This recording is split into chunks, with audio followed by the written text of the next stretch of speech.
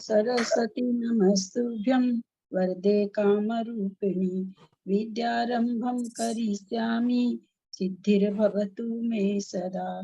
द्वादशांग जिनवानी माता की जय। अढ़ाई दीप में विराजमान सभी आचार्य उपाध्याय सर्व साधु के चरणों में नमोस्तु नमोस्तु नमोस्तु। सभी आरिका माता जी के चरणों में बंदामी बंदामी बंदामी। सभी छुल्ला के अलग छुल्लिका के चरणों में इच्छा में इच्छा में इच्छा में। रूप में विराजमान अंजना जी के चरणों में, सभी प्रतिमाधारी के चरणों में वंदना वंदना वंदना। सभी बड़ों का सादर सभी से सादर जय जिनेन्द्र। सिद्धम सुद्धम प्रणमीय जिनिंदवरनिकलमकलंकम गुणरयन भूषणुतयं जीवस परिवरणं। परम मांगली ग्रंथ जीव गोमठ साजी जीव कांड जी की जय। इसमें वर्णित हम लोग अलौकिक गणित और 14 धाराओं का स्वाध्याय कर रहे हैं। इसका स्वाध्याय कराने में हमारी विकास छाबड़ा की जो रंगीन प्रस्तुति है उसके द्वारा हम कर रहे हैं। अतः पूरे ग्रुप की तरफ से विकास छाबड़ा को सबकी तरफ से वंदना वंदना वंदना। अत्यंत बहुमान उनका। हम लोग कल 14 धारा में हम लोग का 12वीं धारा द्विरूप वर्ग धारा चल रही है।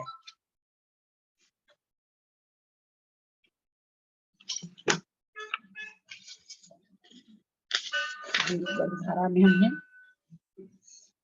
पिछली बार जगत श्रेणी का घन रूप तक समझ लिए थे। उसके बाद कल वह जघन परितनंत की वर्गशाला का जघन परितनंत के छेद, जघन परितनंत, जघन का वर्ग रूट और फिर जघन परितनंत।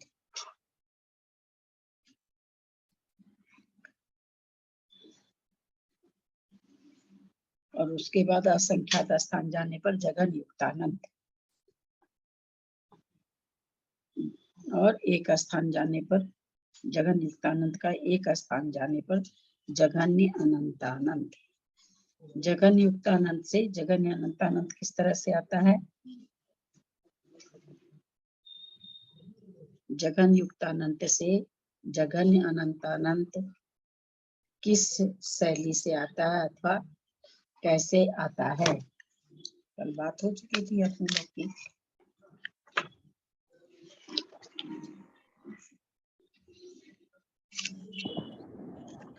जघन युक्तानंत पावर जघन युक्तानंत। जघन युक्तानंत पावर जघन युक्तानंत। ठीक है क्या?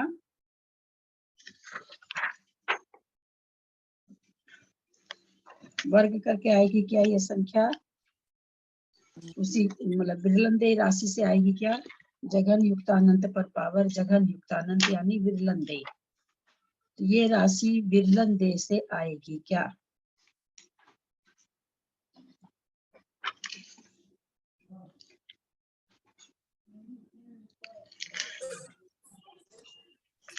जघन परितानंत विरलंदे राशि से ही आएगी। जघन युक्तानंत विरलंदे राशि से आएगी। विरलंदे राशि से आएगी। अनंत विरलंदे से आएगी, लेकिन हमने जघन युक्तानंत विरलंदे इस राशि से आएगी। लेकिन मैंने पूछा आप लोगों से कि जघन्य अनंतानंत लिखा हुआ एक स्थान जाने पर, उसके लिए मैंने पूछा कि वो किस से कैसे आएगी।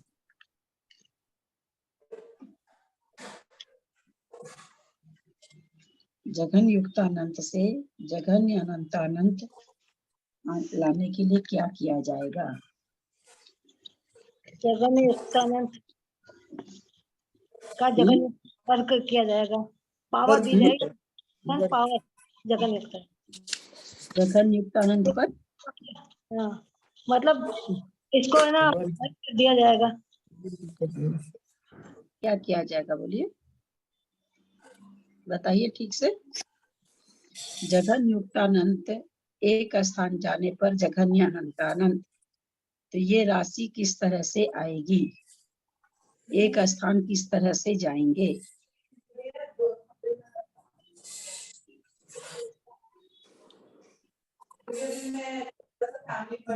मध्यम मध्यम अनंतम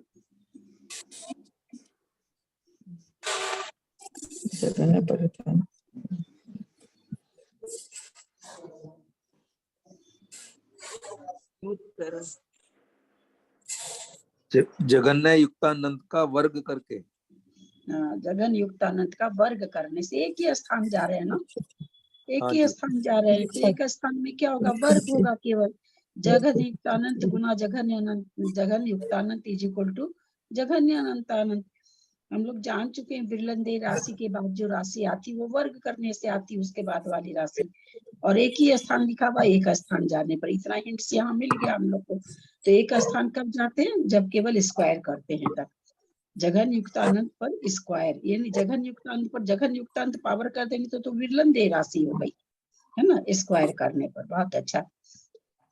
उसके बाद कल हम लोगों ने समझा था यहाँ पर अनंत, इसके जघन्य अनंत अनंत के बाद में जघन्य अनंत अनंत कौन सी राशि है, अक्षय के अक्षय, अक्षय अनंत दीदी, अक्षय अनंत, अक्षय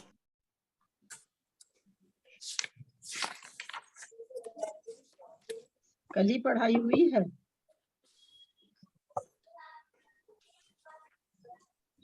अक्षय अनंत जघन्य अनंत अनंत सक्षय राशि है कि अक्षय राशि है, सक्षर राशि है, नहीं सक्षर राशि है। जो उत्कृष्ट अनंत है वो अक्षर है। उत्कृष्ट अनंत अनंत बीच में क्यों ले आए, उसका तो भी पता ही ठिकाना नहीं है। फिर आगे की आप लोग एक चीज बोलते हैं तो खुद भी कंफ्यूज होते हैं और लोग भी होते हैं।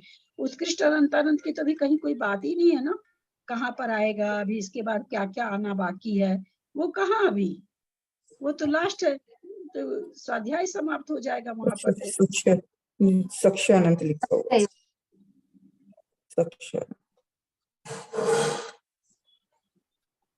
कल ही बताया गया था ना इससे कि भाई जघन्य अनंत अनंत सक्षय अनंत है। फिर इसके बाद अपने लोगों ने चिंतन भी किया था कि भाई अक्षय अनंत कहाँ से शुरू होनी चाहिए, तो वैसा कुछ यहाँ पर दिया हुआ नहीं, लेकिन एक अंदाज लगाया गया। कैसे लगाया गया था, इसमें लिखा हुआ इसके बाद अनंत अनंत स्थान जाने पर क्रम से जीव राशि की वर्गशला का, फिर अनंत अनंत स्थान जाएंगे तो अर्धछेद जीव राशि के, फिर अनंत अनंत स्थान जाएंगे तो जीव राशि का वर्गमूल, फिर एक स्थान जाएंगे तो जीव राशि। और वो जीव राशि कैसी है, अक्षय हाँ अक्षय राशि है, अक्षय अनंत। अक्षय अनंत है। जीव राशि हम जीव जानते राशि हैं, के लिए लिखा। कन्फर्म जानते हैं कि अक्षय अनंत है। अब जघन्य अनंत अनंत सक्षय राशि, आगे जो राशि द्विरूप वर्ग धारा करते करते अनंत अनंत कितनी बार कर रहे हैं, अनंत अनंत बार कर रहे हैं, एक बार दो बार नहीं कर रहे हैं। अनंत अनंत बार करने का मतलब मध्यम अनंत अनंत बार कर रहे हैं। मध्यम अनंत अनंत बार कर रहे हैं तब तो वर्गशलाकार ये, फिर मध्यम अनंत अनंत बार कर रहे हैं तो अर्धछेद आ रहे हैं, फिर मध्यम अनंत अनंत बार कर रहे हैं तो जीव राशि का वर्गमूल आ रहा है, फिर वर्ग रूट आ रहा है, फिर उसको एक स्थान आगे जाते हैं तो जीव राशि आ रही है। जीव राशि कन्फर्म है कि अक्षय अनंत है। तो कहाँ से चालू हुआ होगा, तो जघन्य अनंत अनंत और जीव राशि के बीच में कहीं भी वो राशि आ गई है जहां से अक्षय अनंत है।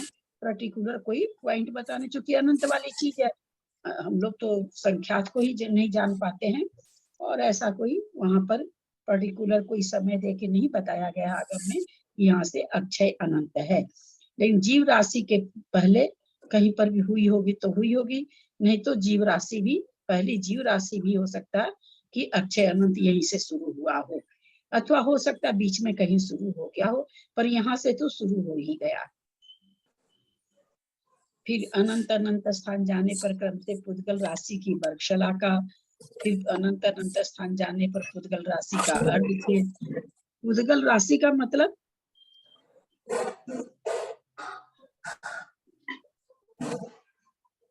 पुद्गल राशि मतलब, राशि का मतलब क्या होता है, 23 वर्ग स्कंद और पुद्गल सब आ जाएंगे इसमें, पुद्गल राशि में। पुद्गल राशि का मतलब क्या है, पुद्गल राशि में स्कंद और परमाणु वगैरह सब आ जाएंगे इसमें। हम ये पुद्गल नहीं राशि की पूछेंगे वर्गणा है। पुद्गल राशि में क्या आएगा, मेरा प्रश्न ये नहीं है। पुद्गल राशि का मतलब क्या? पुद्गल राशि का मतलब है जीव से अनंत अनंत क्रम वर्ग में अनंत अनंत वर्ग में 23 वर्गणा है पुद्गल राशि में। जो अनंत अनंत वर्गना है जो मैंने तो वर्गना भी नहीं पूछा है ना, मैंने कहा परमाणु की वर्गना संख्या। पूछी। संख्या, पुद्गलों की संख्या, मतलब कहाँ तक पढ़ा दिए कल आप लोगों को। और पुद्गल राशि, राशि कहीं भी आप, राशि का मतलब संख्या होता है, सीधी सी तो बात है ना। ऊपर जीव राशि बताए, जीवों की संख्या बताए, है ना, उसमें कोई परमाणु थोड़ी बताए। जीव राशि बताए तो जीवों की संख्या बताए। पुद्गल राशि बता रहे हैं तो पुद्गलों की संख्या बता रहे हैं, उसमें कोई परमाणु और स्कंद वाली बात नहीं है। पुद्गल इतने हैं, ये यहाँ पर इतना ही बताना चाह रहे हैं। पुद्गल राशि मतलब पुद्गलों की संख्या। तो जीव राशि जहाँ पर आई है, जो अक्षय अनंत राशि है, उसको अनंत अनंत बार वर्ग करेंगे, अनंत अनंत बार वर्ग करेंगे, मध्यम अनंत अनंत बार वर्ग करेंगे, तो जाकर के पुद्गल राशि की वर्गशला का आएगी। फिर उस वर्गशला को अनंत अनंत बार वर्ग वर्ग करते हुए आगे जाएंगे तो उसका अर्धछेद आएगा। फिर अनंत अनंत बार उसका वर्ग करेंगे तो उसका वर्गमूल आएगा। फिर एक स्थान जाएंगे तो पुद्गल आएगा। इस तरह से हम क्या देखते हैं कि पुद्गल कितना अधिक है जीव से, जीव राशि से। अब आगे चलते हैं। उसके बाद ये कह रहे हैं फिर उसी तरह से अनंत अनंत चलते जाए। वर्गशला का अर्धछेद किसका आएगा? काल का। 3 काल के समय। काल कितने होते हैं टोटल? काल 3 होते हैं। काल कितने होते हैं? काल काल काल की वैसे संख्या, काल की संख्या कितनी होती है? 3। सर्पणी 2 काल उपसर्पणी के हिसाब से 2 होते हैं। सर्पणी के हिसाब से 2 होती है। काल की संख्या कितनी है? 3। काल की संख्या जो वर्तमान समय में संख्या है वो जो काल की संख्या कितनी है? काल द्रव्य की संख्या कितनी है? 2। प्रिया, ये बच्चे का है, पहली क्लास का प्रश्न है। असंख्यात असंख्यात प्रदेश होते हैं। असंख्यात है, सीधा से कालानु काल के असंख्यात है ना। जितने आकाश के प्रदेश, हर एक प्रदेश पर एक एक कालानु, तो काल द्रव्य की संख्या कितनी हुई? असंख्यात हुई। 3 है, 2 है। हाँ, एकदम समय काल सार की में संख्या, चले जाते हैं ठीक है। सब कोई, बहुत आगे चले जाते हैं समय सार में। ये तो बच्चों वाला प्रश्न है। तो कालानु असंख्यात होते हैं। पर यहाँ पर ये क्या कह रहे हैं? 3 काल के समय को हम लोग देख पा रहे हैं यहाँ पर कि कितनी आगे जाकर के आ रहा है, यानी कितना ज्यादा है। इससे क्या समझे? कालानु तो प्रत्येक द्रव्य को परिणमन, आकाश के प्रत्येक प्रदेश पर रहते हुए परिणमन करा रहा है। ये काल द्रव्य की पर्याय है। आज तक कितनी पर्याय, अनादि से लेके अनंत काल तक काल रहेगा, ऐसा कोई समय नहीं कि काल नहीं है। तो भाई इसमें पर्याय कितनी घट जाएगी? जैसे मान लीजिए एक मनुष्य की कितनी पर्याय होती है? बचपन होता है, जवान होता है, बूढ़ा होता है ना। ये 3 पर्याय मुख्य रूप से 3 पर्याय चलती है एक मनुष्य के, आदमी के अंदर। तो उसी तरह से काल द्रव्य में पर्याय कितनी घट जाएगी? तो कितनी, जितने समय, क्योंकि प्रत्येक समय नया समय होता है, तो इसलिए कहा गया कि 3 काल के जितने समय हैं उतने। अब 3 काल के समय यानी उस 3 काल के समय कितने अधिक हैं, यहाँ से भावाभासना करिए कि कितने अधिक हैं 3 काल के समय। हालांकि न उसका कोई आदि है, न कोई उसका अंत है। फिर यहाँ पर बताने का क्या प्रयोजन है? यहाँ पर बताने का प्रयोजन इतना ही चल रहा है, हम आगे जाकर के जिस उत्कृष्ट संख्या को पाने वाले हैं, ज्ञान को, उसको यहाँ से समझना है कि हाँ, द्विरूप वर्ग धारा में जो जा रहे हैं, आगे जाके जो अंतिम स्थान जो भी आएगा वो कितना बड़ा हो सकता है। काल समय की काउंटिंग तो हो ही नहीं सकती ना। जहां से अनंत चल गया वहां तो काउंटिंग है ही नहीं। अनंत के समय तो अनंत, भगवान भी अनंत को काउंट थोड़ी कर सकते हैं। अनंत को अनंत के जैसे जानते, भगवान के केवल ज्ञान में भी अनंत अनंत झलकता है। वो उसको ऐसे काउंट करके नहीं बता सकते कि इतना इतना इतना इतनी संख्या हुई, क्योंकि वो काउंटेबल है ही नहीं। तो इसी तरह से तीन काल के समय तो काउंटेबल है ही नहीं, और फिर मध्यम अनंत अनंत कितनी बार चलते आज जा रहे हैं, तो वो चीज तो काउंट की है ही नहीं। लेकिन क्या यहाँ पर केवल भाव भासना कराई जा रही है। चीजें कितनी विशाल हैं, कितनी विशाल रूप से, और ऐसी विशालता को जानने वाला कौन है, तो हमारे केवल ज्ञानी है। यहाँ पर ये भाव भासना कराई जा रही है, उस केवल ज्ञान की महत्ता को हम जाने, जिस चीज का कोई आदि नहीं अंत नहीं। फिर भी धन्य हो उन आचार्यों के ज्ञान का कि उसको वो किस रूप से यहाँ पर लिखे हैं कि पहले जीव राशि आएगी, फिर पुर्गल आएगा, फिर तीन काल के समय आएंगे। किस तरह से उनके ज्ञान में ये क्षयोपम बना, क्योंकि ये चीज तो होना बहुत मुश्किल था। अनंत अनंत की संख्या को अल्प बहुत में बता देना, ये कितने बड़े ज्ञान की महिमा है। हम लोग क्योंकि 10 और 15 तो हम कह देंगे, 10 वाला चीज संख्या छोटी है, 15 वाली बड़ी है, पर यहाँ तो अनंत ही है। अनंत में ये बताना कि उससे वो छोटा है, उससे वो बड़ा है, उससे वो बड़ा है, इस ज्ञान की महिमा को हम लोगों को समझना चाहिए। फिर कहते हैं तीन काल के समय के बाद फिर उसी तरह से अनंत अनंत स्थान जाने पर क्रम से आकाश प्रदेशों की वर्गशला का अर्धछेद और वर्गमूल, फिर एक स्थान जाने पर श्रेणी रूप आकाश के प्रदेश। हमने उसमें समझा था, कल समझा था कि आकाश का मतलब यहाँ पर लोकाकाश भी नहीं, अलोकाकाश भी नहीं, बल्कि लोका अलोकाकाश अलोकाकाश मिला हुआ। डायमेंशन। तो उसमें तीन कहते काल हैं, का मतलब एक बार फिर से बताइए ना प्लीज। तीन काल का जितना काल बीत गया है, तो काल बीत गया, ये कहाँ से शुरू करें काल को, तो हम बताएं बीत गया कह नहीं सकते हैं। वर्तमान बस एक समय का है, एक समय के पहले का सारा भूतकाल हो जाता है, एक समय का वाला भविष्य काल हो जाता है। जब प्रश्न किया गया कि भाई भूतकाल से भविष्य काल छोटा है कि बड़ा है, तो कहा गया कि बड़ा है। क्यों कहा गया? अगर ऐसा कह दिया जाता कि भूतकाल से चाहे जितना बड़ा भी भूतकाल बीता हो, जो भी हो, उससे छोटा है, तो इसका मतलब तो हम मतलब काल का अंत आ गया। एक समय ऐसा आएगा कि काल का अंत आ जाएगा, तो अंत तो आना नहीं है, इसलिए कितना भी बीता हो आगे का काल तो उससे ज्यादा ही ज्यादा है।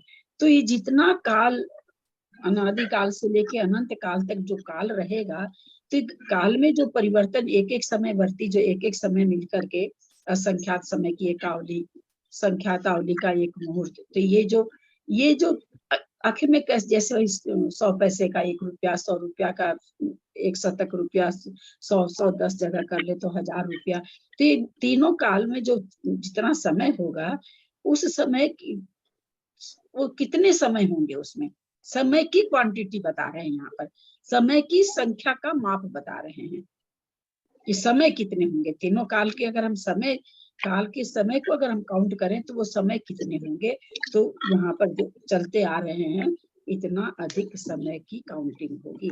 अक्षय अनंत है ना, कभी खत्म होने वाला तो है नहीं, अक्षय अनंत राशि चालू हो गई है, तो अक्षय अनंत है। अक्षय अनंत होते हुए भी उसका अल्प बहुत बताना, ये अपने आप में आचार्यों की कौन सा क्षयोपम था, कौन सा ज्ञान था, कौन सा उनकी एकाग्रता थी, कौन सा ध्यान था, आचार्य ही जानते हैं। छोटी चीज में तो आदमी अल्प बहुत बता सकता है, जहाँ अक्षय अनंत ही सब चीज हो, वहां पर अल्प बहुत बता पाना इनके ज्ञान का बहुत बड़ा क्षयोपम समझ में आता है कि बहुत ही बड़ा क्षयोपम था। फिर उसके बाद चलते चलते आकाश के प्रदेश हमने समझा था कि आकाश मतलब लोकाकाश और अलोकाकाश को मिला के। तो अब ये भी अलोकाकाश अंतहीन है ना, कहीं से न तो इसका कोई शुरुआत है न कोई अंत है।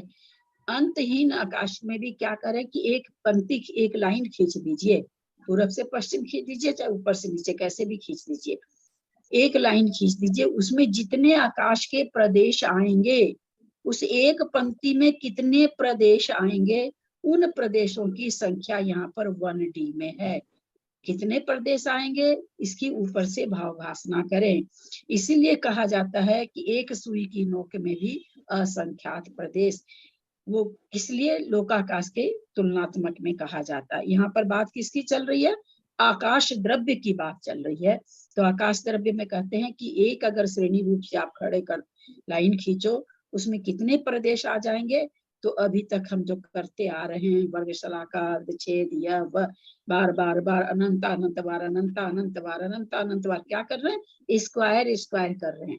जैसे कल हम लोगों ने समझा था कि पनठी को स्क्वायर किए तो 10 अंक हो गया, बादाल हो गया, बादाल को स्क्वायर किए तो इकट्ठी 20 अंक की हो गई।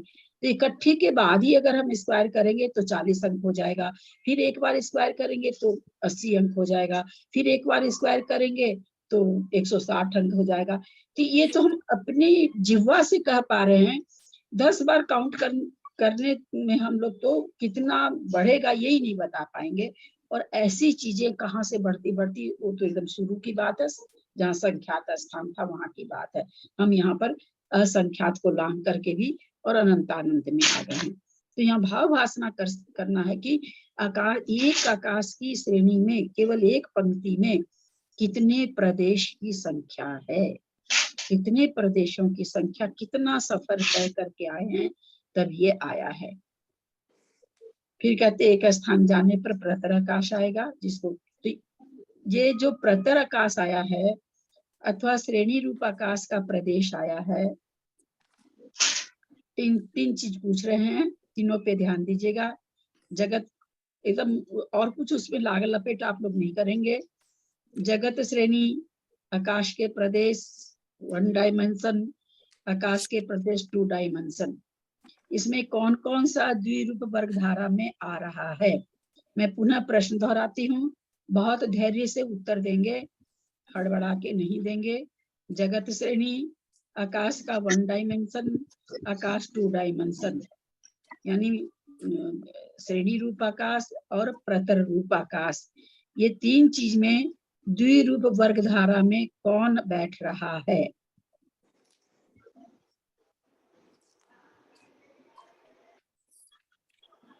दीदी जगत श्रेणी तो नहीं आएगा द्विरूप वर्ग धारा में, बहुत जगत श्रेणी सुंदर। धारा में नहीं आ रहा है। और 1D डायमेंशन आ रहा है। और 2D भी आ रहा है, क्योंकि द्विरूप वर्ग धारा में क्योंकि उसी का ही वर्ग है। हाँ, उसी का तो वर्ग है ना, उसी का तो वर्ग हाँ, है, उसी का इसलिए वर्ग। उसी का वर्ग है, इसलिए द्विरूप वर्ग धारा में, द्विरूप वर्ग धारा में वर्ग का वर्ग तो करना रहता है। बहुत इजी सा प्रश्न था ये, प्रश्न कोई कठिन नहीं था। आप लोग क्यों नहीं दे पाए उत्तर मुझे पता नहीं है, क्योंकि हम लोग देख चुके हैं जगत श्रेणी का तो घन रूप आया, जगत श्रेणी तो आई नहीं। उस समय अपने बहुत चर्चा किए, इस पर भी, स्लेट के ऊपर भी अपने समझे थे कि जगत श्रेणी तो किसी भी तरह से द्विरूप वर्ग धारा में नहीं आ रही थी। तो हमने 3 चीज आप लोगों से पूछी थी, भाई द्विरूप वर्ग धारा में कौन आ रहा है, तो 2 तो आपके सामने थे। थोड़ा सा म्यूट कर लें जिनका खुला है। आकाश के प्रदेश आपके सामने लिखे हुए हैं, प्रतर आकाश आपके सामने लिखा हुआ, तो कुछ तो बोलते आप लोग कि भाई ये जगत श्रेणी, चलिए थोड़ा सा पीछे होते ही दिमाग से चीज निकल जाती है, कठिन चीज है, पर 2 चीज तो अभी आपके सामने थी ना। ये हम इसलिए इस चीज को दोहराए कि आप लोग समझ पा रहे हैं कि नहीं कि ये जो राशियां आ रही है वो क्या चल रहा है। हाँ, द्विरूप वर्ग धारा पढ़ रहे हैं और उस द्विरूप वर्ग धारा में ये राशि आएगी, ये बताया जा रहा है।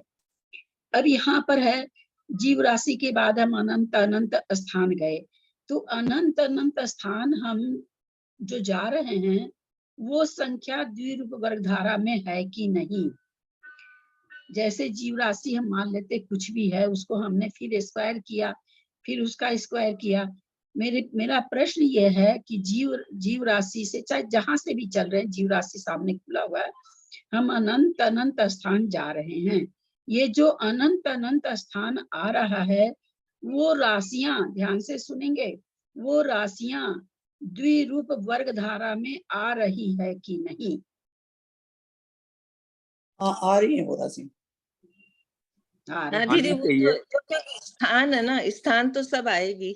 स्थान मतलब इलाका है, द्विरूप वर्ग धारा में सब आ रहे हैं, परंतु जैसे हमको मान लीजिए कि हमको मतलब क्या कि भाई जीव राशि के बाद अब हमको पुद्गल राशि निकालनी, तो वो कहाँ आ रही है। हमको एक खास चीज का पता करना, बीच की राशि का हम क्या नाम दे।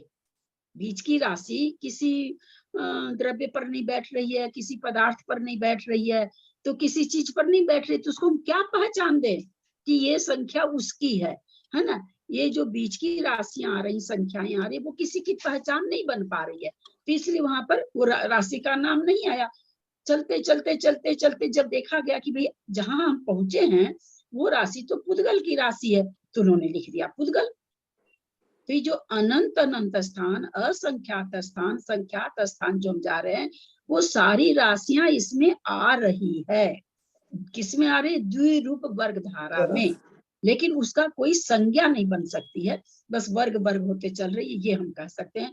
उसकी संज्ञा इन द सेंस कि भाई इतना धर्म द्रव्य होता है, इतना धर्म द्रव्य होता है, इतना जीव होता है, कोई भी चीज की, चूंकि हमारे धार्मिक आगम हम पढ़ रहे हैं, इसमें तो 6 द्रव्य 7 तत्व की ही बात चलेगी, 9 पदार्थ की ही बात चलेगी, तो वैसी कोई राशि का नाम नहीं बैठ रहा है, इसलिए वो राशियों को यहाँ पर चिन्हित नहीं किया गया। लेकिन वो सारी राशि वर्ग होते होते सभी राशि इसके बीच में आ रही है।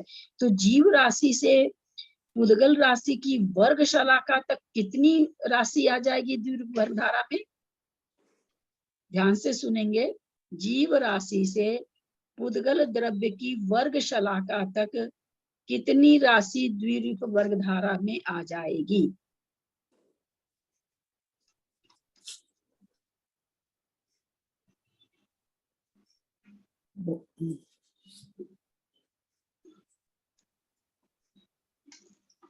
बहुत ईजी प्रश्न है भाई। अनंत अनंत स्थान जाने के बाद अनंत अनंत स्थान जाएंगे, अनंत अनंत बार, मध्यम अनंत अनंत बार वर्ग करेंगे तो द्विरूप वर्ग धारा में कितनी राशि आ गई? पुद्गल की वर्ग शलाका की राशि आने तक जीव राशि के बाद से चले हम सफर करते हुए, तो उसके बीच में अनंत अनंत द्विरूप वर्ग धारा की राशि आ गई।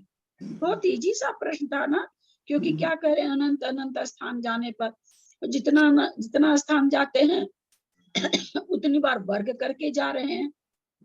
तो सीधा ऐसा तो उत्तर था कि भाई पुद्गल की वर्ग शलाका तक पहुंचने तक अनंत अनंत बार अनंत अनंत राशि आ जाएगी द्विरूप वर्ग धारा में। समझ पा रहे हैं? विशेष में जो भी स्थान लिखा हुआ है वो सारी की सारी द्विवर्ग रूप धारा में आएगी ना, जैसे वर्ग शलाका, अर्षेद, वर्ग मूल, है ना? तो इनको इधर क्यों नहीं लिखा? क्या नहीं लिखा?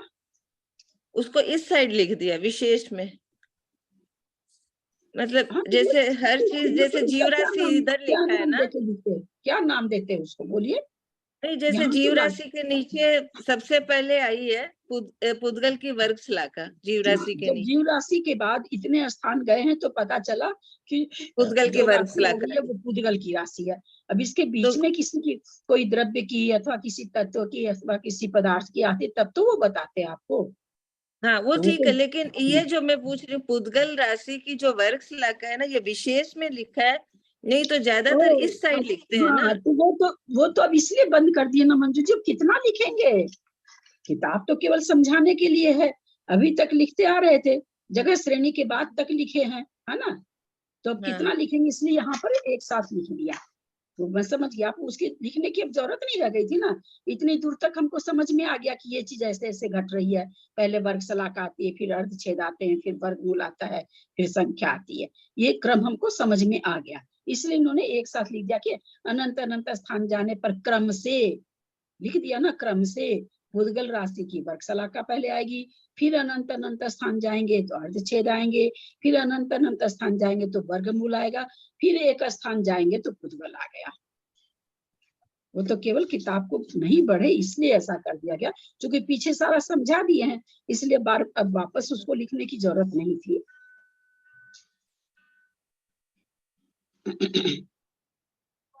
ये जो इतना मैं उलट के आप लोगों से प्रश्न करके समझाना चाहती हूँ ना, सारिका जी या विकास भैया इस तरह से नहीं पढ़ाते हैं।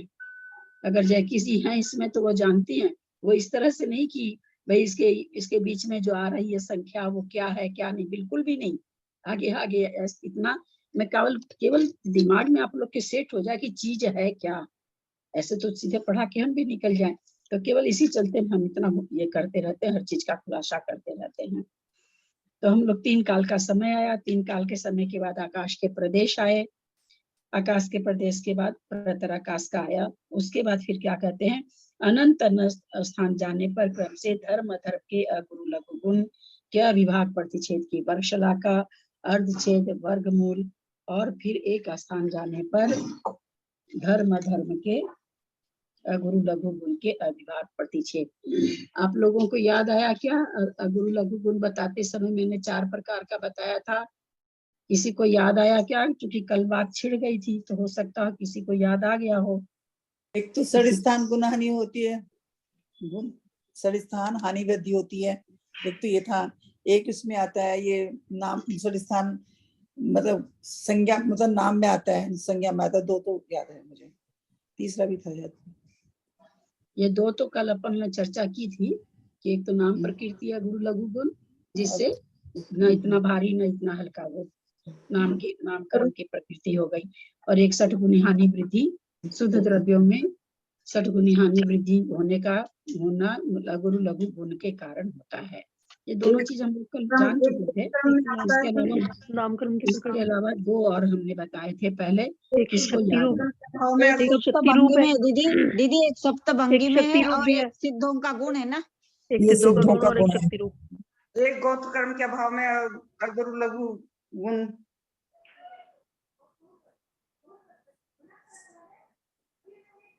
किसके अभाव में? गोत्र कर्म के। हाँ, तो सिद्धों का गुण हो गया, गोत्र कर्म तो के सिद्धों अभाव का गुण हो गया ना, उसको तो बताया और एक सिद्धों का गुण। सप्तभंगी में बताया था दीदी, सप्तभंगी में। हाँ, तो एक तो सिद्धों का गुण हो गया गुरु लघु, एक जिस नामकरण की प्रकृति हो गुनी गई हानि वृद्धि में हो गया, और एक हो गई 60 गुनी हानि वृद्धि जो हो रही है। 60 गुनी हानि वृद्धि हो गई। सबको म्यूट करेंगे क्या?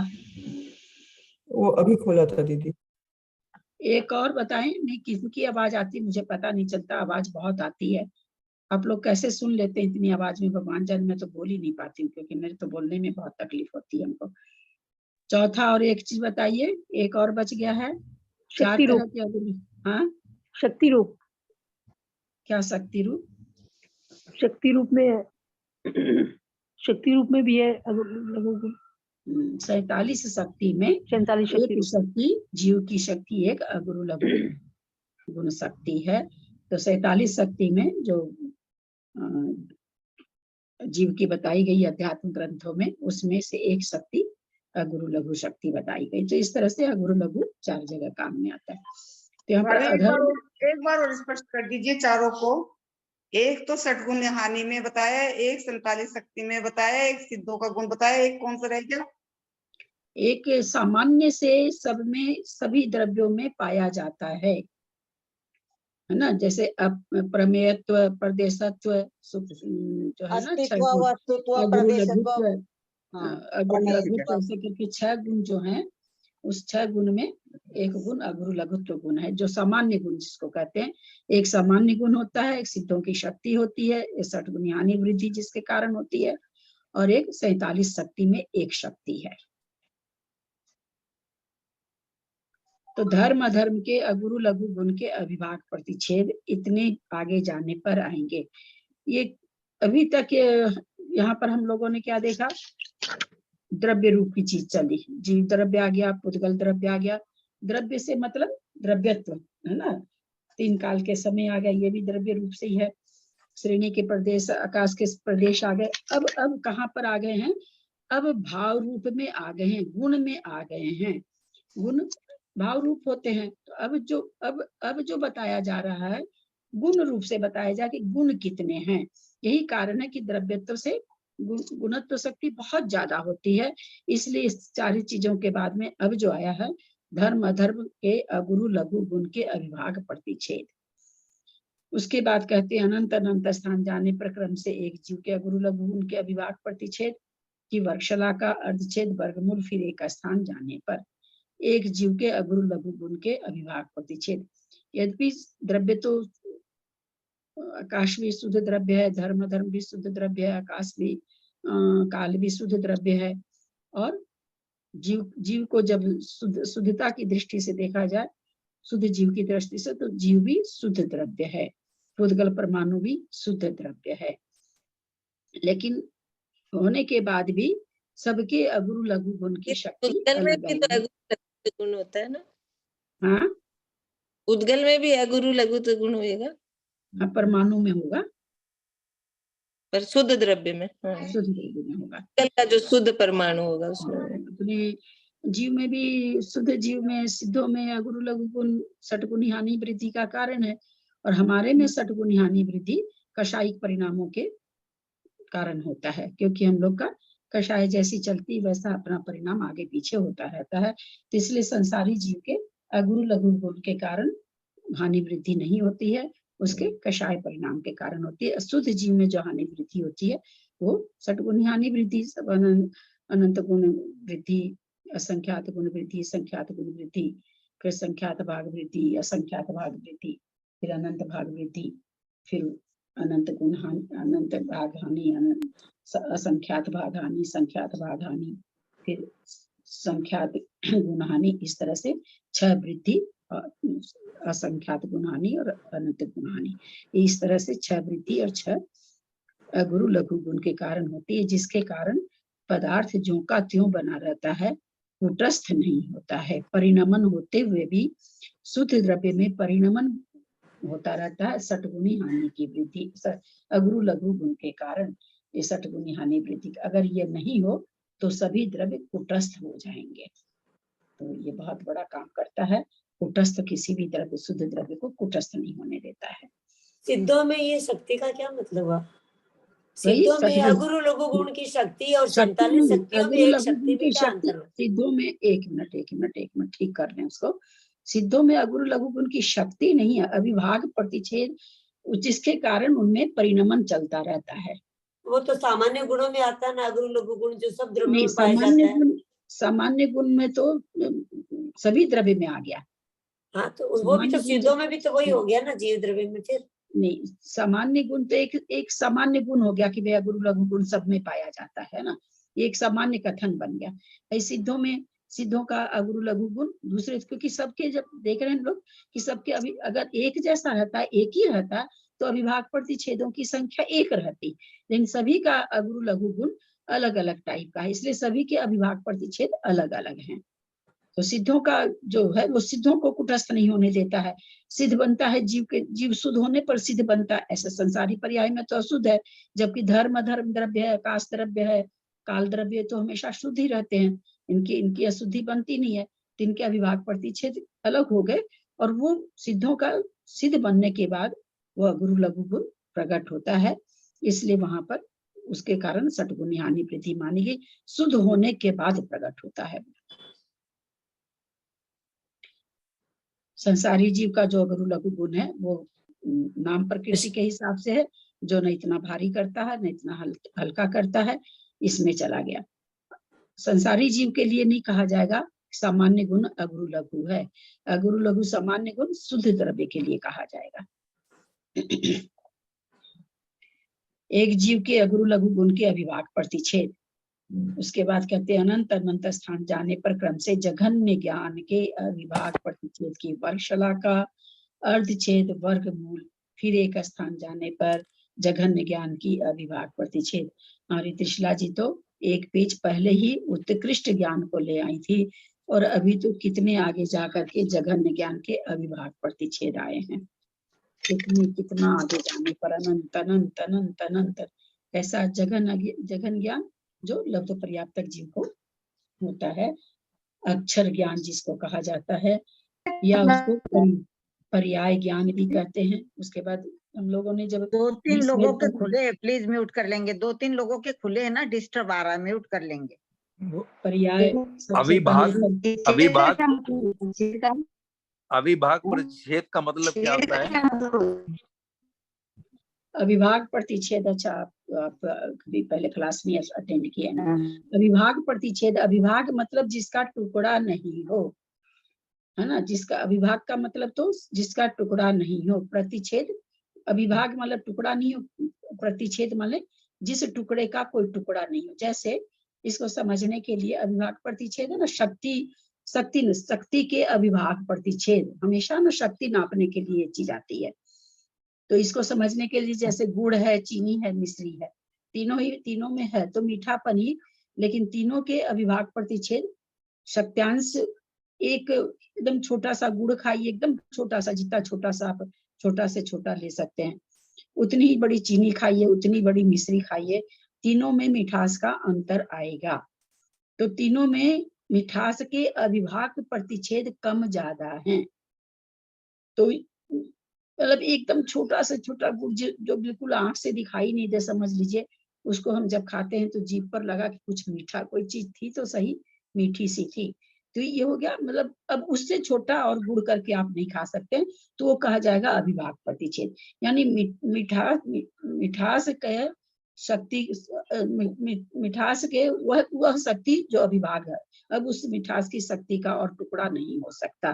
तो शक्ति नापने के लिए यह चलता है अगुरु लघु गुण की कितने कितने अविभाज्य प्रतिच्छेद हैं, यानी और उसके टुकड़े नहीं हो सकते। अविभाज्य का मतलब यहाँ पर यही समझना है कि गुण को नापने के लिए ज्यादा करके काम आती है, द्रव्य को नापने के लिए काम नहीं आती है कि द्रव्य को और छोटा कर दिया। इस मिश्री गुड़ का उदाहरण जो दिया गया, इस समझाने के लिए कि हम सत्यांश को समझे।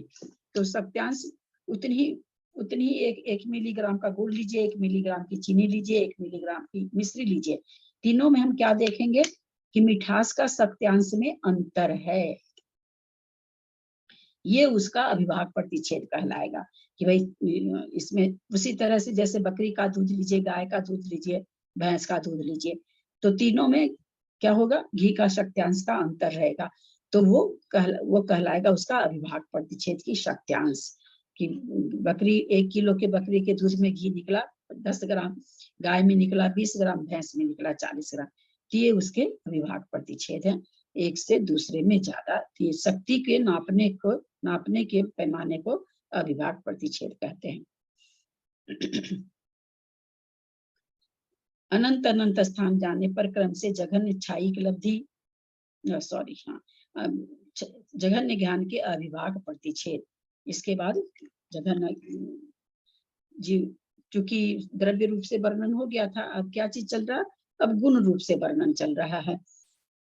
तो जघन्य ज्ञान के अविभाज्य प्रतिच्छेद जो कि लब्ध पर्याप्तक के होता है, उसके भी अविभाज्य प्रतिच्छेदों की संख्या हम भावभासना भी नहीं भा सकते हैं, कितनी आगे जाके आई है। मध्यम अनंत अनंत वर्ग वर्ग वर्ग कितनी बार, मध्यम अनंत अनंत बार वर्ग कितनी बार हो गया है, और तब जाकर के जघन्य ज्ञान के अविभाज्य प्रतिच्छेद आए हैं। ये सक्षय है कि अक्षय है? अक्षय अक्षय अक्षय अक्षय तो अक्षय है। अब सभी राशियां अक्षय हैं। या जघन्य ज्ञान के अविभाज्य प्रतिच्छेद जो राशि आई है वो सक्षय है कि अक्षय है? सक्षय है। सक्षय होगा, केवल ज्ञान के पहले तो सक्षय होगा। सक्षय। इसको कैसे समझे, जघन्य ज्ञान के अविभाज्य प्रतिच्छेद, किसका मतलब क्या हुआ? थोड़ा सा एक मोटी भाषा में समझाइए ना, जघन्य ज्ञान के अविभाज्य प्रतिच्छेद। मतलब वो जितना सा भी जान रहा है उसके जैसे, चूंकि आप पहले स्वाध्याय पर्याय समास, पर्याय समास सबसे पहले उसका जो ज्ञान है पर्याय ज्ञान है उसका, मतलब जो जघन्य ज्ञान है वो पर्याय रूप ज्ञान है। तो यहाँ पर ये कहना चाह रहे हैं कि वो जघन्य ज्ञान जो है पर्याय रूप, उसमें भी सत्यांश कितने हैं, उस ज्ञान के सत्यांश कितने हैं। सत्यांश नापने का एक पैमाना वैसे दिया जाता है, क्योंकि इन लोगों को तो पहले बोर्ड पे हमने बताया था, जैसे है ना, जैसे 100 ग्राम, आपने 100 ग्राम दूध लिया, 100 या 50 ग्राम दूध लिया, उसमें आपने घी निकाला, उसमें जितना भी आया 10 क्या कहें ग्राम जो भी घी निकाला, तो अब आपके पास एक माप हो गया कि 100 ग्राम दूध में 10 मिलीग्राम जो भी इतना घी निकलता है, तो 1 किलो में इतना निकलेगा। तो कितना निकलेगा, तो उस सत्यांश से 10 गुना निकलेगा, तो ना 10 का 10 गुना निकलेगा।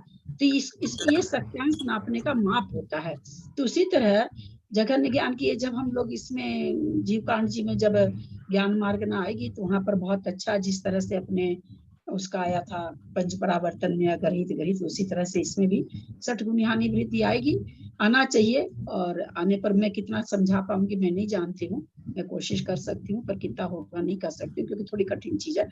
तो अभिभाग प्रतिच्छेद का मतलब वही हो गया कि अब जैसे कोई पानी, समुद्र में लहर आ रही है, वो लहर उठ रही है, अब कोई भी वातावरण में हवा वगैरह कुछ भी नहीं है, तो देखा जाता है हवा थोड़ी धीरे धीरे लहर थोड़ी धीरे धीरे उठ रही है। अगर मान लीजिए उसी रूप बहने वाली हवा चल रही हो, तो वही लहर बहुत तेजी से उठेगी करेगी।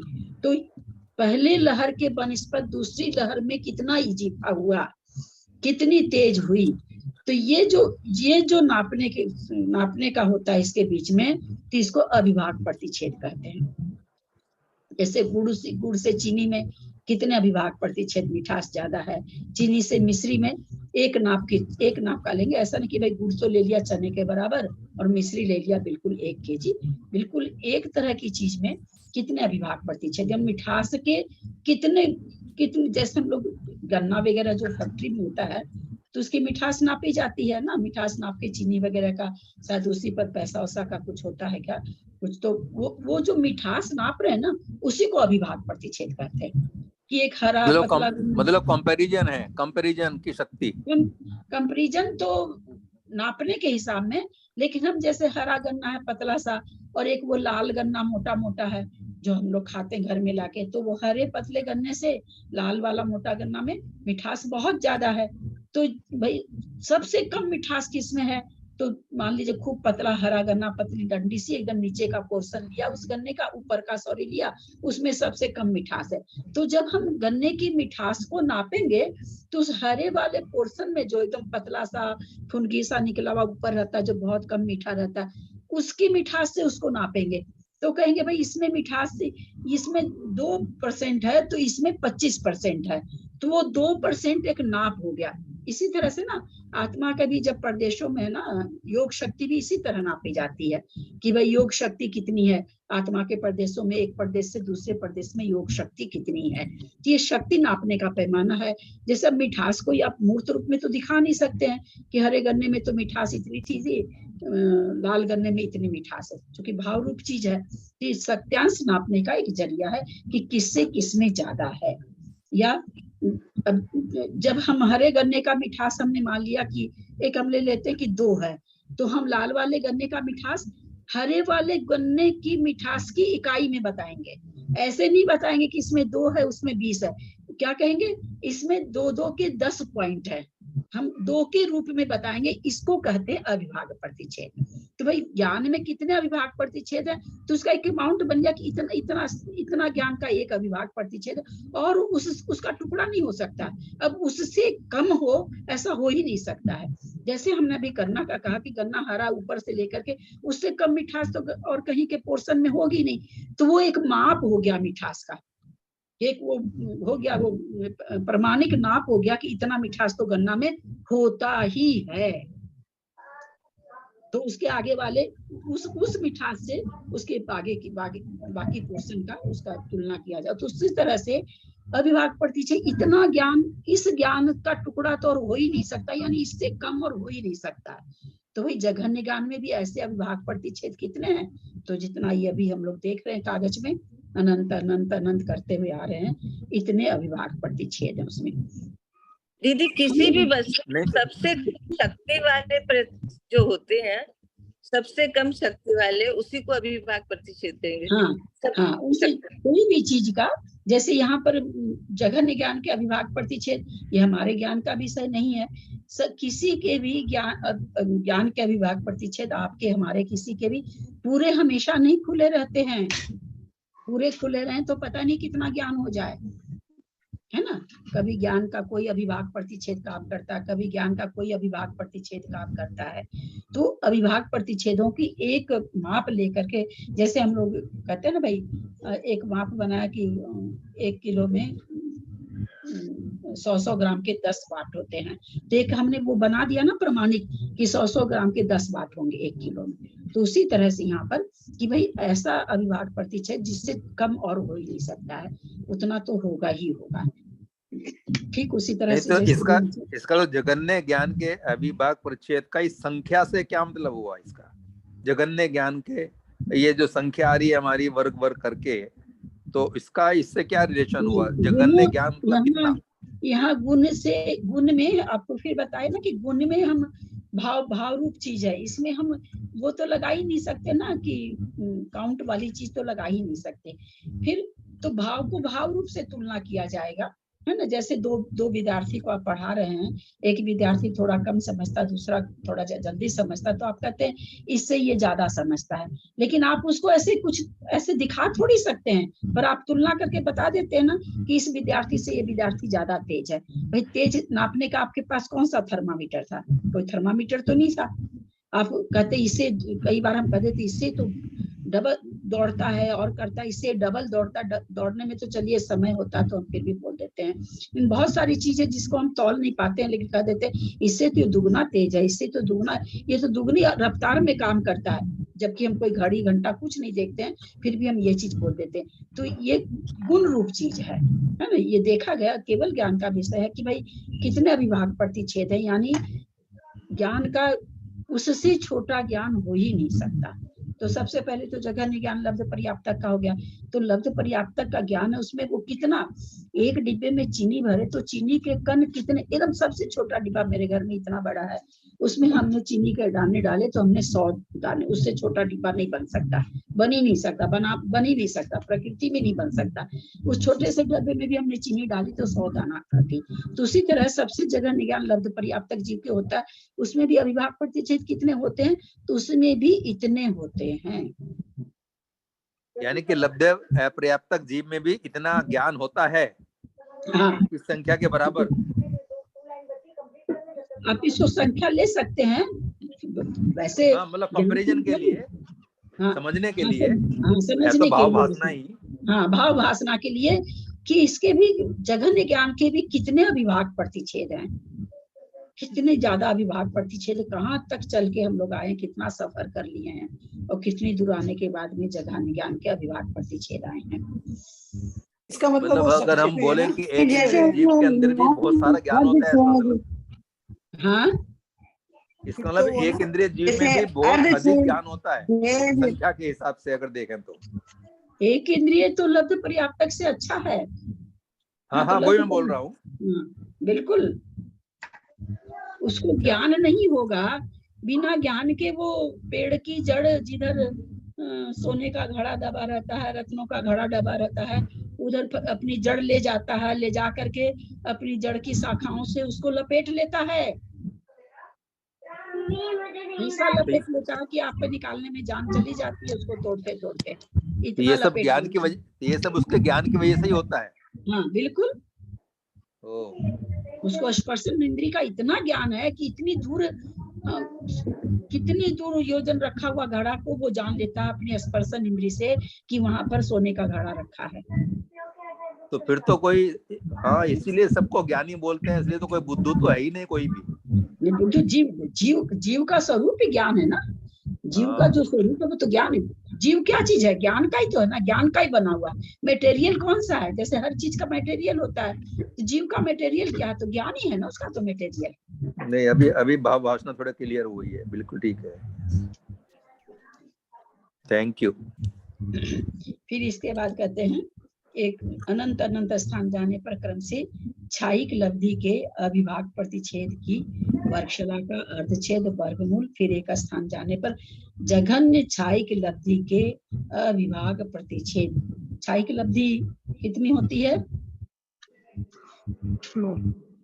5 होती है ना, अंतराय 9 प्रकार 9 होती है। 9 होती है। कौन सी है?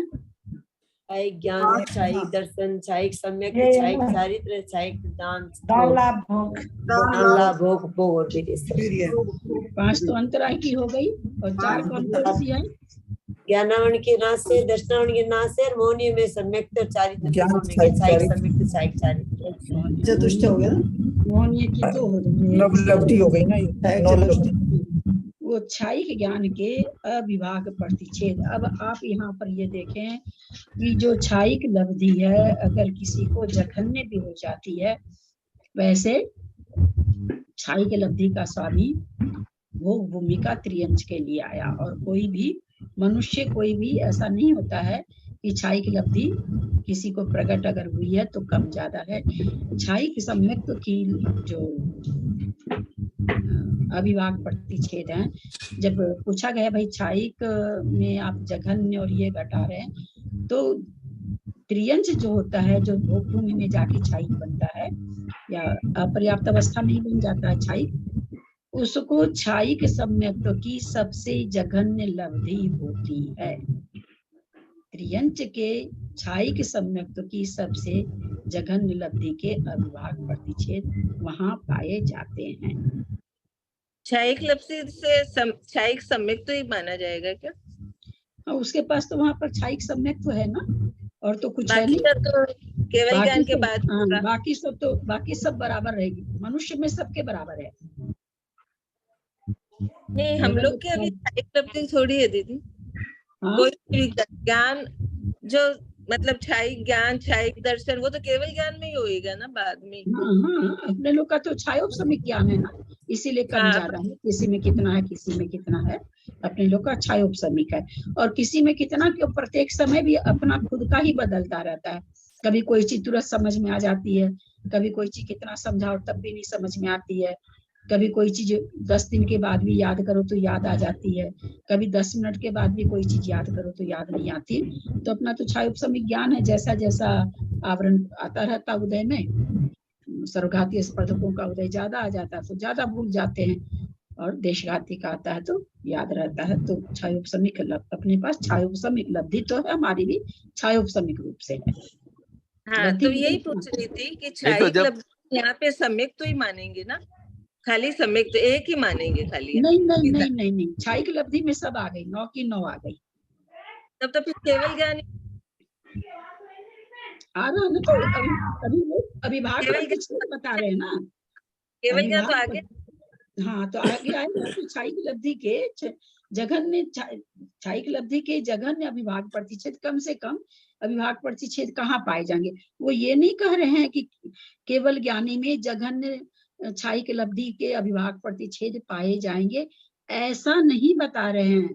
ये यहाँ ये बता रहे हैं कि द्विरूप वर्गधारा में अब कौन सी संख्या आ रही है, तो उन्होंने देखा भाई द्विरूप वर्गधारा में अब जघन्य क्षायिक लब्धि के अविभाग प्रतिच्छेद आ रहे हैं। इसका ये मतलब नहीं है कि किसी 13वें गुण स्थानवर्ती केवल ज्ञानी के ये पाया गया, इसको ऐसे नहीं लगाएंगे। ये द्विरूप वर्गधारा के स्थान बता रहे हैं। तो उसके बीच में हम कहें ये शब्द आया क्यों जघन्य क्षायिक लब्धि, तो भाई जघन्य क्षायिक लब्धि त्रियंश गति के जीव को भोग भूमि में जो त्रियंश क्षायिक सम्यक दृष्टि होता है, उसके क्षायिक सम्यक्तों का जघन्य अविभाग प्रतिच्छेद पाए जाते हैं। मैं यही तो पूछ रही थी दीदी, यहाँ पे क्षायिक है ना, सम्यक्त्व से ही आएगा ना पहला जघन्य में? नहीं, क्षायिक ये हम आपको एक विशेष अलग से बता रहे हैं, है ना। अगर ऐसा रहता ना तो यहाँ पर लिख देते, वो वहां पर यहाँ पर लिख देते। इनको उससे नहीं लेना देना, ये तो द्विरूप वर्गधारा में चल रहे हैं, अब ये यहाँ पर आया है तो यहाँ पर बता दिए। तो ये मैं आपको अपनी तरफ से बता रही भाई। अब कहीं क्षायिक लब्धि में भी क्या जघन्य और क्या उत्कृष्ट, तो देखा गया कि उसके क्षायिक लब्धि के जितने विभाग प्रतिच्छेद हैं, वो सबसे कम, एकदम कम से कम जो विभाग प्रतिच्छेद होंगे वो द्विरूप वर्गधारा में पाए जा रहे हैं। वो तो ठीक है, लेकिन अगर ये त्रियंच में क्षायिक लब्धि हो गई, जघन्य क्षायिक लब्धि हो गई, तो इसका मतलब त्रियंच भी भव्य जीव हो गया। ये तो क्षायिक सम्यक दृष्टि होता है ना, त्रियंच कोई मनुष्य है, मनुष्य नहीं, मतलब कोई मनुष्य नहीं, बट क्षायिक लब्धि सभी त्रियंच में होती है क्या? नहीं नहीं नहीं नहीं नहीं नहीं नहीं, मंजू जी बताइए, तो मंजू जी बताइए। ये जो क्षायिक सम्यक त्रियंच के लिए क्या, यदि किसी जीव को मतलब ये सम्यक्त्व, क्षायिक सम्यक्त्व की प्राप्ति हो गई है, लेकिन पहले उसका तिर्यंच गति का बंद हो चुका है, तो वो मन के भोग भूमि का तिर्यंच बनेगा, तब वहां पे क्षायिक लब्धि के साथ बनेगा, मतलब क्षायिक सम्यक के साथ बनेगा। तो ये भोग भूमि की बात हुई। हाँ, भोग भूमि की बात ऐसे है, कोई त्रियंच आयु बांध लिया, एक सम्यक दर्शन ही ऐसी अनुपम चीज है। बाकी देश व्रत, अनुव्रत तो अगर कोई भी गति बांध लिए देव गति के अलावा, तो महाव्रत अनुव्रत कुछ भी नहीं कोई धारण कर सकता, ये नियम है। परंतु एक सम्यक तो ऐसी चीज है जो नरक आयु बांध लो, तिर्यंच आयु बांध लो, मनुष्य आयु बांध लो, देव आयु बांध लो, अथवा न बांधो, लेकिन बांधने की बात है तो भी छायिक सम्यक दर्शन हो सकता है। सबसे पहला उदाहरण श्रेणिक का है, नरक गति की आयु, नरक आयु बांध लिया, उसके बाद उसको छायिक सम्यक दर्शन हुआ। अब यहाँ पर ऐसा कहा जाता है, दो आचार्यों का मत है। एक आचार्य का मत है कि छायिक सम्यक दर्शन किसी प्रतिष्ठापना की किसी जीव ने, तो एक आचार्य तो कहते हैं कि चूंकि मनुष्य ही कर सकता है, तीर्थंकर के पादमूल में ही कर सकता है। प्रतिष्ठापना करना मतलब शुरू करना, क्षय को शुरू करना, मोहिनी की जो दर्शन मोहिनी की प्रकृति की क्षय की प्रक्रिया शुरू करना, शुरू करने को प्रतिष्ठापक बोलते हैं। तो शुरू कर दी तो कुछ आचार्य ये कहते कि वो पूर्ण करेगा तब तक उसका मरण नहीं होता है, पूर्ण करने के पहले। कुछ आचार्यों का मत है कि मरण हो सकता है, और उसकी संज्ञा इन्होंने दी कृतिकृत वेदक। इसमें क्या होता है, मिथ्यात्व का नाश हो जाता है, सम्यक मिथ्यात्व का भी नाश हो जाता। तीन प्रकृति है दर्शन मोहिनी की, और सम्यक तो की सारे द्रव्य का नाश हो जाता है, क्योंकि सम्यक प्रकृति भी एक प्रकृति है, कर्म प्रकृति है, तो उसको भी नाश करना पड़ता है। उसकी एक खाली बचती है, उसके पहले इसका अगर मरण हो जाए तो त्रियंच गति अगर बांधा है, त्रियंच आयु बांधा है, तो नियम से भोग भूमि में जाके जन्म लेता है, क्योंकि सम्यक दृष्टि त्रियंच कर्म भूमि में जन्म नहीं लेते, ये नियम ही है। तो इसलिए वो जाके वहां लेता है, और वहां उसको छायिक सम्यक दर्शन तो विग्रह गति में हो जाता है, और वहां पर वो छायिक सम्यक दृष्टि त्रियंच रहता है। तो उसके जो छायिक सम्यक के जो लब्धि स्थान है, वो लब्धि स्थान सबसे कम होते हैं। लब्धि स्थान बहुत सारे छायिक सम्यक के देख, जितनी भी छायिक लब्धियां 9 प्रकार की हैं, इनकी लब्धि स्थान बहुत है। जब हम लब्धि स्थान कभी पढ़ेंगे तो इसका बहुत विवेचन बहुत अच्छा आएगा, अपना सब जीव कांड जी में सब चीज आएगा। लब्धि स्थान पढ़ने में बहुत आनंद आएगा, और हम खुद को पकड़ पाएंगे अपने छायोपसमिक ज्ञान के लब्धि स्थान को। जब हम लब्धि स्थान पढ़ेंगे तो इससे फायदा क्या होगा, हमको खुद हम अपने हर ज्ञान को, या जो भी चीज, अपने क्रोध के लब्धि स्थान को, अपने क्षमा के लब्धि स्थान को, अपने लालच के लब्धि स्थान को, हम सबको पकड़ पाएंगे, उस लब्धि स्थान में तौल पाएंगे अपने आप को। तो जब आएगा तब देखेंगे, जहां पर आएगा। यहाँ पर समझने के लिए केवल इतना ही, छायिक लब्धि के सबसे लब्धि स्थान कहाँ कम होते हैं, किसको होते हैं, तो त्रियंच को होते हैं, भोग भूमि के त्रियंच को।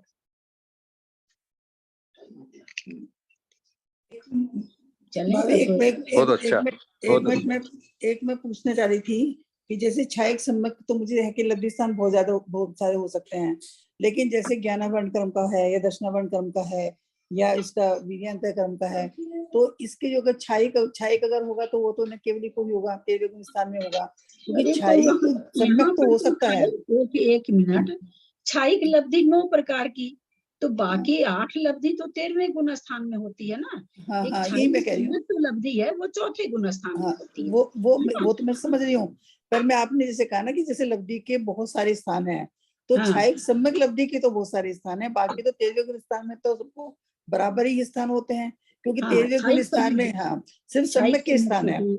छायिक सम्यक के हैं, कषाय के हैं, संयम के हैं, चारित्र के हैं। जहां तक छायोपसमिक चारित्र है, जहां तक छायोपसमिक, आप छायिक संयम में, छायिक चारित्र में लब्धि स्थान नहीं बनेगा, उसके पहले छायोपसमिक में तो बनेगा ना। अच्छा, आप भी शुद्र जल के त्यागी हैं, मैं भी शुद्र जल की त्यागी हूँ। उसके तो बहुत स्थान है। कुछ नहीं खाते हैं, मैं बाजार का बिना पानी का चीज खा लेती हूँ, है ना। तो लब्धि स्थान अलग अलग हो गया ना, पकड़ में आई है ना। एक ही नियम अपने ग्रुप में जितने आदमी है, सब कोई नियम ले रखे होंगे, और बहुत बातों के नियम मिलते जुलते से भी होंगे। अपने लोग के जैन के कुछ खास नियम है तो वो सबके ही रहते हैं, लेकिन अगर हम लोग सबको एक, बहुत बार आप लोग कहते भी हैं कि हम लोग एक जगह सबको इकट्ठा हो, एक बार होइए ना सबको इकट्ठा, तो अपने अपने लब्धि स्थान को पहचानेंगे हम लोग। वहां पर हम चर्चा करेंगे कि भाई आपको ये त्याग है तो हमको भी, हम तो भाई ऐसे कर लेते हैं, हम तो लेकिन हम ऐसे कर लेते हैं, हम लोग बोलते ही हैं सारे दिन। इसी को लब्धि स्थान कहते हैं ना। किसी की एक ही तरह के नियम का लब्धि स्थान सबका अलग अलग होता है। तो क्रोध का भी एक ही चीज, एक ही तरह की घटना पर क्रोध के सबके लब्धि स्थान अलग अलग हो जाए। कसाय अध्यवसाय स्थान जिसको कहते हैं, एक को एक को उस चीज से वास्ता नहीं है, फिर भी उसको कसाई के अध्यवसाय स्थान ऊंचे हो सकते। मान लीजिए मंदिर में है, मंदिर की चीज तो किसी की नहीं है ना, मंदिर की है, सामूहिक एक पंचायत की है, लेकिन वहां पर कोई चीज ऐसी होती है, आप देखेंगे मंदिर में, कभी गौर करिएगा, किसी एक आदमी का बड़ा जी दुख पाता है, बड़ा क्रोधित हो जाता है कि मंदिर का सामान है तो इज्जत नहीं होता, अभी घर का होता तो ये कर लेता, और किसी को देखेंगे आप फर्क ही नहीं पड़ा। मंदिर का मैं क्यों दिमाग लगाऊं बाबा, जिनको काम है वो जाने, मैं क्यों दिमाग लगाऊं। ये क्या है, इसी को कसाय अध्यवसाय स्थान कहते हैं। तो ये हम लोग जब अध्यवसाय स्थान वगैरह और पढ़े, वैसे तो अपने तो पढ़ भी लिए हैं पंचपरावर्तन में, और जब आएगा इसमें जीवकांड जी में सारी चीजें बहुत खुलासा करके आनी चाहिए, जहां तक मैं समझती हूँ कि आनी चाहिए। तो अपने उस समय बहुत अच्छी तरह से सारी चीजें समझेंगे, कैसे आयु का बंध कहाँ पर नहीं होता है, कैसे होता है, किस लब्धि स्थान में होता है, सारी चीज आना चाहिए, सब चीज जहाँ तक मैं समझती हूँ जीवकांड जी में, क्योंकि जीव के बारे में इनको बताना है तो ये सारी चीज बताएंगे। स्वाध्याय समाप्त करते हैं। मोस्ट प्रोबेबली 11 तारीख को होना चाहिए, 10 को तो रात तक आएंगे हम, 11 को होना चाहिए। कोई विशेष स्वास्थ्य पर ही है, स्वास्थ्य ठीक रहा तो जरूर 11 को होगा क्लास। तो 1 महीना आप लोगों को मेरा 2.5 घंटा मेरे को ही देते रहेंगे, ये आप लोगों से विशेष मेरा आग्रह है, किसी और को नहीं देंगे। कल से नहीं होगा आंटी?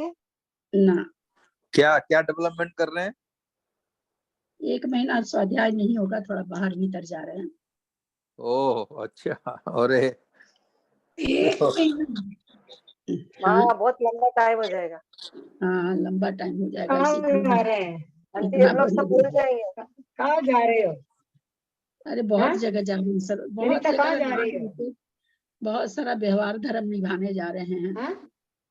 बहुत सारे व्यवहार धर्म निभाने जा रहे हैं। कल हाँ से नहीं होगा क्या? हाँ, अभी की क्लास लास्ट क्लास है। एक में नहीं जा रही हो?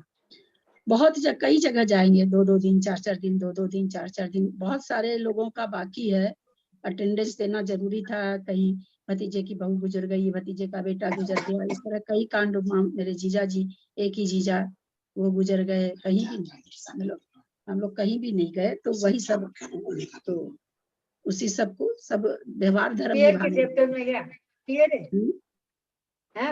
पियर के चैप्टर में